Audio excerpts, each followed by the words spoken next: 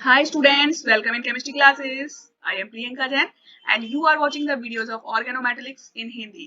आप लोगों के लिए मैंने स्पेशली ये प्लेलिस्ट स्टार्ट करी है ऑर्गेनोमेटेलिक्स की हिंदी में लेक्चर्स, क्योंकि बहुत सारे स्टूडेंट्स आप में से जो हिंदी व्यूअर्स हैं और हिंदी के लेक्चर्स चाहते हैं, ठीक है। तो आपके नियर में जो भी कोई स्टूडेंट्स हिंदी व्यूअर्स हैं और जो चाहते हैं इस टाइप की वीडियोस, तो प्लीज उनको ये वीडियो शेयर करिए। और इंग्लिश के लेक्चर्स ऑलरेडी हमारे प्लेलिस्ट में अवेलेबल है, आप हमारे चैनल पर जा सकते हैं। English lectures are already available. Okay, तो पिछले लेक्चर में हम लोगों ने मेटल क्लस्टर्स के बारे में पढ़ा था। मेटल कार्बोनाइल क्लस्टर्स, लो न्यूक्लियरिटी वाले जो सिंपल टाइप के मेटल कार्बोनाइल क्लस्टर्स थे वो हमने देखे थे, और उनमें हमने मेटल मेटल बॉन्ड निकालना भी सीखा था, ठीक है। अब इसके अलावा भी कुछ और कार्बोनाइल क्लस्टर्स होते हैं, क्योंकि अब जो क्वेश्चन पेपर्स आप बन रहे हैं ना, अगर आप देखेंगे उठा के, तो उनमें आपसे हाई न्यूक्लियरिटी वाले कार्बोनाइल कॉम्प्लेक्सेस के बारे में पूछा जा रहा है, ठीक है।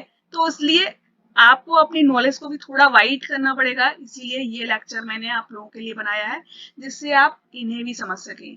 तो हाई न्यूक्लियरिटी कार्बोनाइल क्लस्टर्स क्या होते हैं? वो क्लस्टर्स जिनमें मेटल्स का नंबर, जो नंबर ऑफ मेटल एटम्स है, ठीक है, दैट इज ग्रेटर देन और इक्वल टू 5, ठीक है, 5 या 5 से ज्यादा है। तो इनमें इलेक्ट्रॉन काउंट करने के लिए एक्चुअली में रूल्स कुछ डिफरेंट होते हैं। इन्हें हम क्या कहेंगे? HNCC। पहले वाले हमने क्या कहा था? LNCC। इन्हें हम कहेंगे high nuclear carbonyl clusters, HNCC, ठीक है।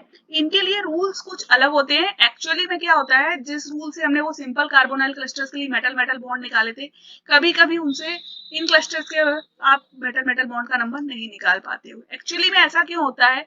ये जो मेटल क्लस्टर्स हैं आपके, वो कैसे हैं? इलेक्ट्रॉन डिफिशिएंट टाइप के कैरेक्टरिस्टिक शो करते हैं।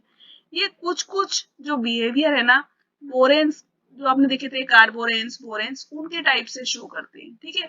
उनके टाइप के स्ट्रक्चर्स यहाँ पर इनमें प्रेजेंट है, यानी कि ये इलेक्ट्रॉन डिफिशिएंट है और इनका एक पॉलीहेड्रल स्ट्रक्चर बन रहा है। आप देख रहे हो पॉलीहेड्रल फ्रेमवर्क बन रहा है, बहुत बड़े बड़े फ्रेमवर्क ये बना रहे हैं। तो उसमें हमको क्या करना पड़ता है? पॉलीहेड्रल इलेक्ट्रॉन काउंट करना पड़ता है, और उसके लिए हमें फिर यूज क्या करना पड़ेगा? जो बोरेन में यूज कर रहे थे हम, वेड एंड मिंगोस रूल, ठीक है। जो वेट्स रूल था एक्चुअली में वो किसके लिए था? बोरेन्स के लिए था। और जो ये वेट्स एंड मिंगोस रूल है, ठीक है ना, वेट्स और मिंगोस का जो रूल है वो हम किसके लिए यूज करते हैं? इन ऑर्गेनोमेटेलिक कंपाउंड्स के लिए यूज करते हैं, ठीक है। तो अगर आप इसके बारे में चाहते हैं कि वेड और मिंगोस रूल आपको कहाँ मिलेगा डिटेल में, मैंने एक लेक्चर ऑलरेडी बनाया हुआ है, इंग्लिश में है, पर आपको समझ में आ जाएगा। You can watch that video, Wade's and Mingos rule, ठीक है। डिस्क्रिप्शन बॉक्स में इसका लिंक आपको मिल जाएगा, तो ये लेक्चर आप देख सकते हो डिटेल के लिए। अभी के लिए मैं आपको सिंपली समझा देती हूँ कैसे आपको क्या करना है। देखिए, तो इनमें weights and Mingos rule follow होंगे। इसमें हमें क्या करना पड़ेगा?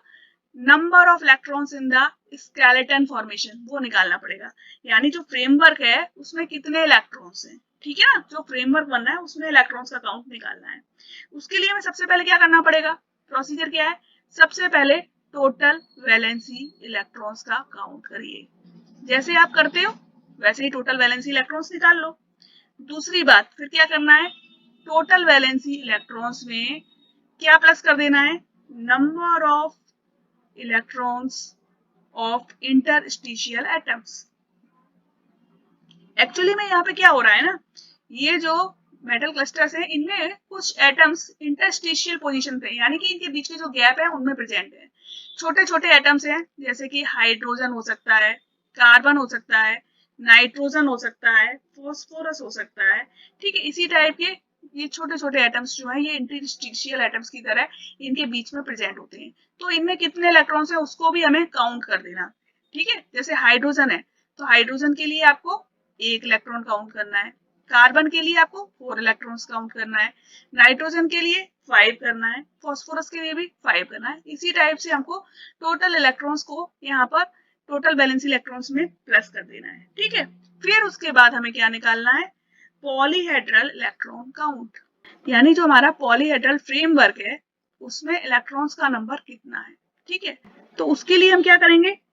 इसको हम करेंगे PEC is equal to total valency electrons minus 12 into n. N यानी वर्टेक्स पर कितने एटम्स प्रेजेंट है, यानी कि जो मेटल एटम्स की संख्या है वो कितनी है, उन मेटल एटम्स के नंबर को 12 से मल्टीप्लाई कर दीजिए, टोटल वैलेंसी इलेक्ट्रॉन्स में से अब माइनस कर दीजिए, तो आपका पॉलीहेड्रल इलेक्ट्रॉन काउंट निकल आएगा। फिर उसके बाद आपको क्या करना है, कैलकुलेट। अब आपको पेयर्स निकालने हैं, ये तो हो गए पूरे पॉलीहेड्रल इलेक्ट्रॉन काउंट, इसलिए आपको अब क्या निकालने हैं, इलेक्ट्रॉन पेयर्स की संख्या कितनी है। तो आप पीईसी को 2 से डिवाइड कर देंगे, ये वैल्यू निकल आई। अगर ये वैल्यू आपकी n-1 है, ठीक है, तो जो स्ट्रक्चर है वो आपका कैसा होगा, सुपर क्लोजो। ठीक है, ये जनरली आपको नहीं देते हैं, ठीक है, पेपर में ये नहीं देते हैं। अगर इसकी वैल्यू n के बराबर है तो हाइपर क्लोजो, ये भी कम देते हैं। ठीक है, मेन जो देते हैं वो क्लोजो, निडो और एकनो, ये ज्यादा देते हैं। ठीक है, तो अगर इसकी वैल्यू n-1 है तो सुपर क्लोजो, n है तो हाइपर क्लोजो। अगर इसकी वैल्यू है n+1 तो ये कैसा हो गया, क्लोजो। क्लोजो बहुत देते हैं, क्लोजो, निडो और एकनो। ठीक है, इन्हें याद रखिए। n+2 है तो क्या हो गया, निडो। ठीक है, अगर n+3 है तो हम क्या कहेंगे इसे, अरेक्नो। और n+4 है तो हाइपो, और n+5 है तो हो गया क्लेडो। ठीक है, तो बेसिकली क्लोजो, निडो और एक्नो या बहुत से बहुत हाइपो, इतना ही आपसे पूछा जाता है, इतना आप याद रख लीजिएगा। ठीक है, अब हमको देखना है कि हम इलेक्ट्रॉन काउंट करेंगे कैसे और इनके स्ट्रक्चर कैसे डिटरमाइन करेंगे। एग्जांपल्स देख लीजिए जो पूछे जाते हैं, मैं वो बता रही हूँ। एक एग्जांपल है RH6CO16। इस कॉम्प्लेक्स में n की वैल्यू कितनी है, 6 है। ठीक है, अभी आपने पहले निकाला टोटल वैलेंसी इलेक्ट्रॉन्स, तो कितना आएगा, 6 × 9 प्लस 16 × 2, वैल्यू कितनी आती है आपकी, 86। ठीक है, अभी आपको निकालना है पॉलीहेड्रल इलेक्ट्रॉन काउंट। देखिए यहाँ पर कोई इंटरस्टिशियल एटम तो है ही नहीं, डायरेक्ट हम पॉली इलेक्ट्रॉन काउंट पर आ जाते हैं, पॉलीहेड्रल इलेक्ट्रॉन काउंट पर। तो 86 - 12 × n कर देना है आपको, तो वैल्यू कितनी आ जाएगी, 86 - 12 × 6। Okay, that will be equal to 14। ठीक है, तो पीईसी डिवाइडेड बाई 2 यानी इलेक्ट्रॉन पेयर्स की संख्या कितनी है, 7। 7 किसके बराबर हुआ, n की वैल्यू कितनी थी आपकी, 6, तो ये हुआ n+1 के बराबर, यानी जो स्ट्रक्चर है वो आपका कैसा है, क्लोजो है। ठीक है, क्लोजो स्ट्रक्चर है। सेकंड इसी टाइप से देखिए आप, ये देखिए OS5CCO15। देखिए ये मैं आपको लगवा रही हूँ, इसके बाद आप क्वेश्चन पेपर्स उठाकर देखिएगा, या मेरे प्रीवियस ईयर के जो मैंने क्वेश्चंस कराए हुए हैं उनको भी आप देख सकते हो, आपको मिल जाएंगे, इंग्लिश लेक्चर्स में भी दिए हुए हैं। तो आप क्वेश्चन पेपर्स देखिए, वहां पर आपको बहुत सारे इस टाइप के एग्जाम्पल्स मिलेंगे, उनको खुद से लगा कर देखिए, तो आपको समझ में आएगा कि कितना आपने इस चीज को सीख लिया है। ठीक है, यहाँ पर टोटल वैलेंसी इलेक्ट्रॉन्स इसके लिए निकालो। ऑस्मियम 8 इलेक्ट्रॉन्स होते हैं, 8 × 5 प्लस कार्बन के 4 इलेक्ट्रॉन्स प्लस 15 × 2, तो टोटल कितने आए, 74। ओके, अभी आपको क्या निकालना है, पॉलीहेड्रल इलेक्ट्रॉन काउंट कितना हो गया, 74 - 60, दैट इज इक्वल टू 14।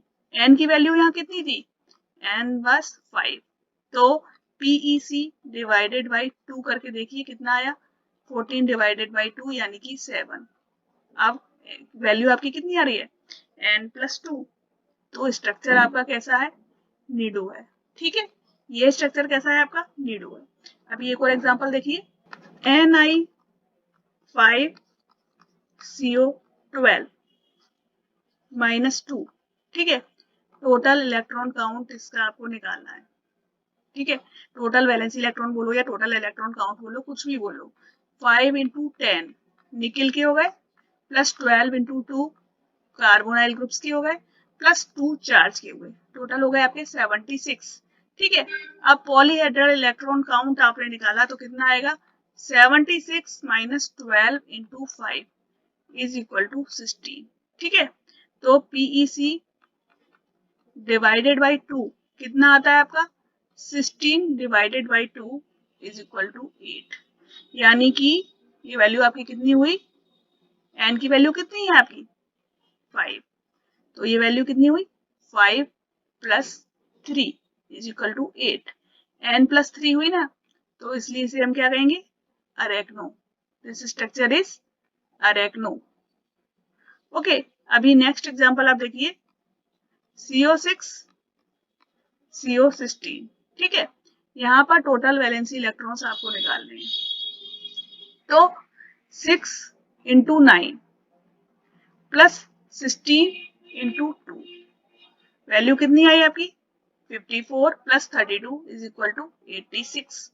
ठीक है, अभी आपने निकाला यहाँ पर पॉलीहेड्रल इलेक्ट्रॉन काउंट, कितना निकला आपका 86 minus 12 into 6 will be equal to 14।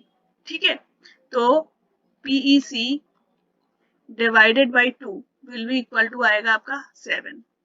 तो n+1 की वैल्यू कितनी हो गई 7 हो गई। ठीक है ना, 6 था आपका नंबर यहाँ पर n का, तो 6 + 1 7, तो n+1 is equal to closo structure है आपका ये। ठीक है, एक और एग्जांपल देख लेते हैं।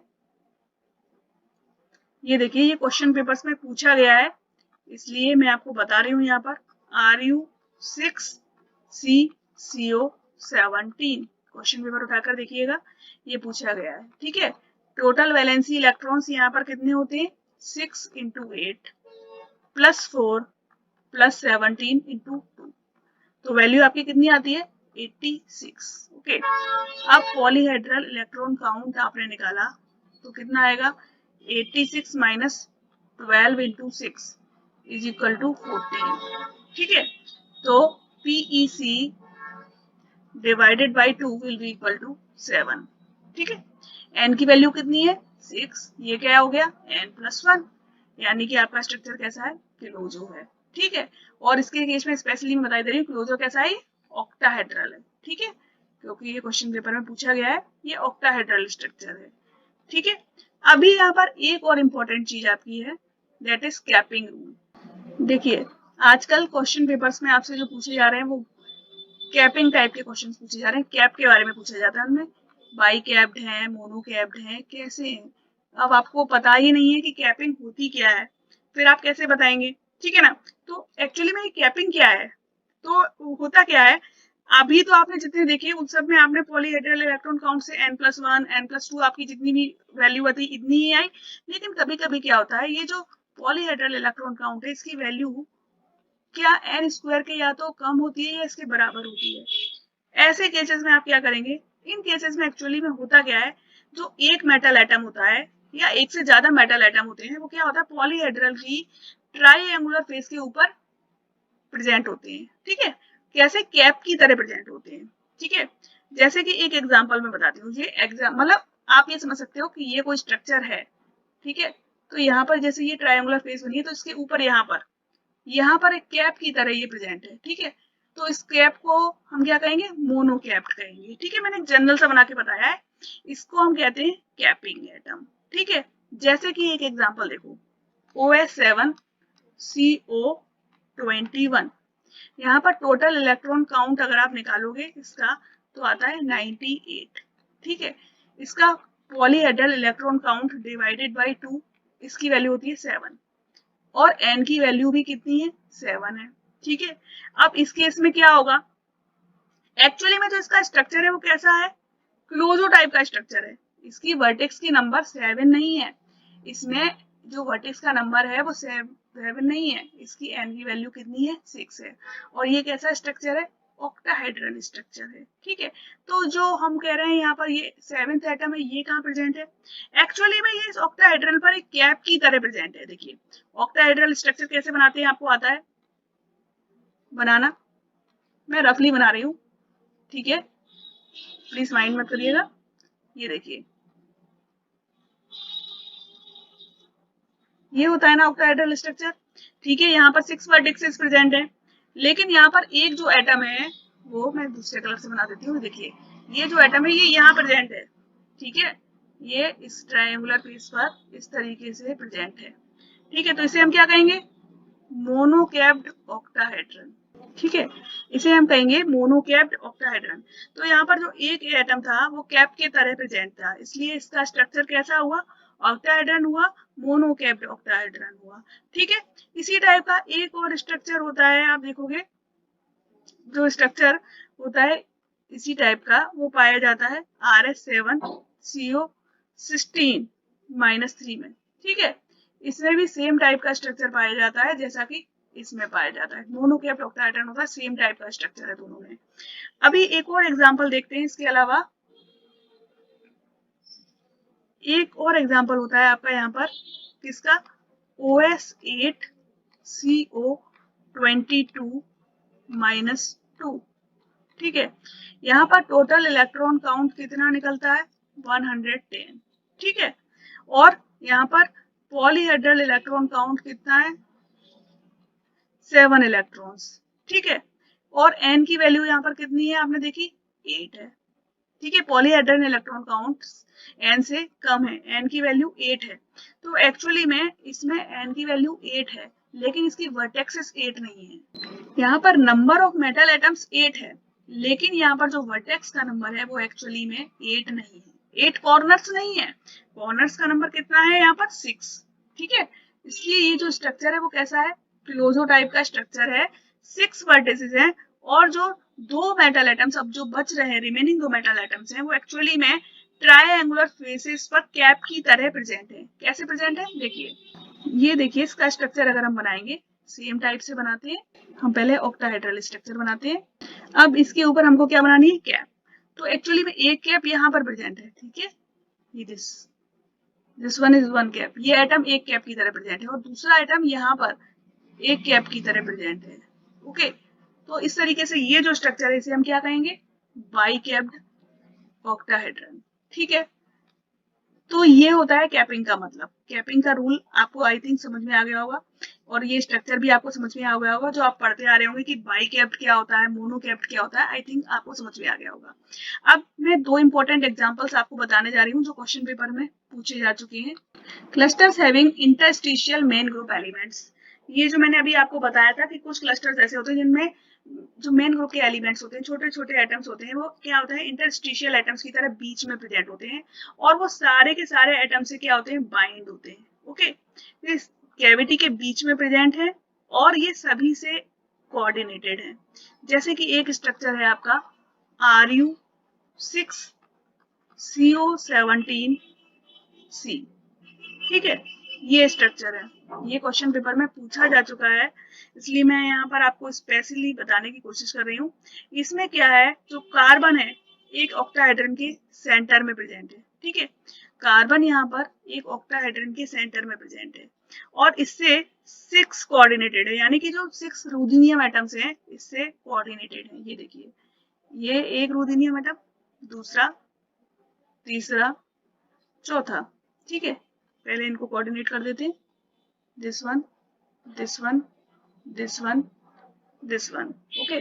फिर उसके बाद यहाँ पर ये रुथेनियम एटम, और ये आपका दूसरा रुथेनियम एटम, ठीक है। इस तरीके से ये बाउंड है इनके बीच में, ओके। इस तरीके से बॉन्डिंग, और ये यहाँ से बाइंड है। इसके अलावा ये आपस में इस तरीके से, इस RU के बीच में बॉन्ड है, इस RU के बीच में बॉन्ड है, ठीक है। इस RU का इस RU के साथ भी बॉन्ड है, ऑलराइट। यहाँ पर इस RU के बीच में भी बॉन्ड है, इस RU के साथ भी बॉन्ड है, और ये इसके साथ भी इस तरीके से बॉन्डेड है, ठीक है। दो CO ग्रुप्स इससे अटैच्ड है इस तरीके से, ठीक है। और यहाँ पर क्या है, एक CO ग्रुप इस तरीके से अटैच्ड है, 3 CO यहाँ अटैच्ड है, और इसके साथ भी 3 CO अटैच्ड है, ठीक है। इसके साथ भी 3 CO अटैच्ड है, इसके साथ भी 3 CO अटैच्ड है,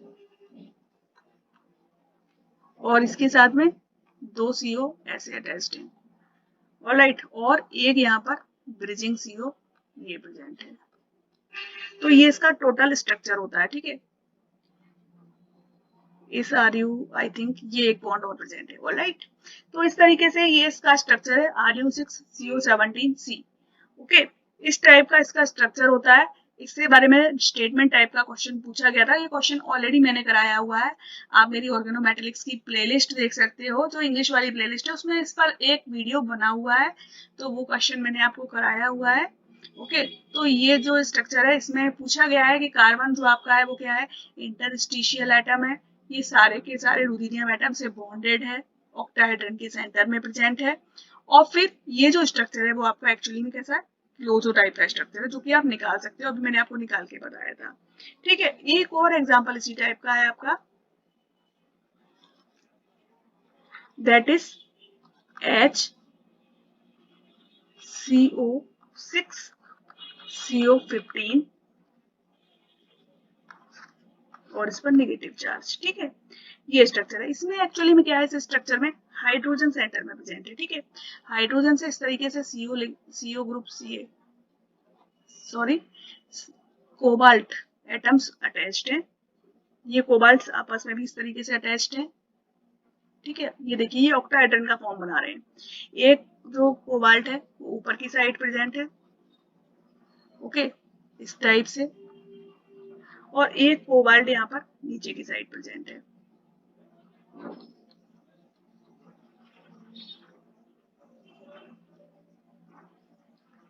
ठीक है, इस टाइप से प्रेजेंट है, और इनके बॉन्डिंग जो है आपस में भी है। ठीक है, इसके बीच में भी इस टाइप से बॉन्डिंग है, ओके, और इसके बीच में भी इस टाइप से बॉन्डिंग है। ओके, अब इसके अलावा जो आपके आते हैं यहाँ पर सीओ ग्रुप्स, तो उनको मैं ब्लू कलर से दिखा देती हूँ जिससे कोई भी किसी तरीके का कंफ्यूजन क्रिएट ना हो। ये सीओ ग्रुप्स के बीच में इस तरीके से ये कोवाल्ट्स के बीच में प्रेजेंट है।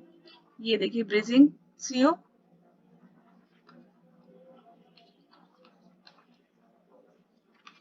दो सीओ टर्मिनल है, ओके, यहाँ पर भी दो सीओ टर्मिनल है,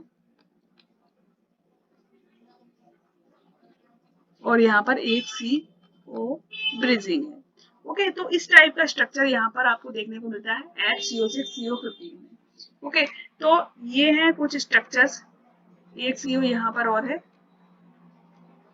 आई थिंक अब 15 हो गए होंगे, 1 2 3 4 5 6 7 8 9 10 11 12 13 एंड 14 एंड 15। ओके, तो ये स्ट्रक्चर होता है इसका।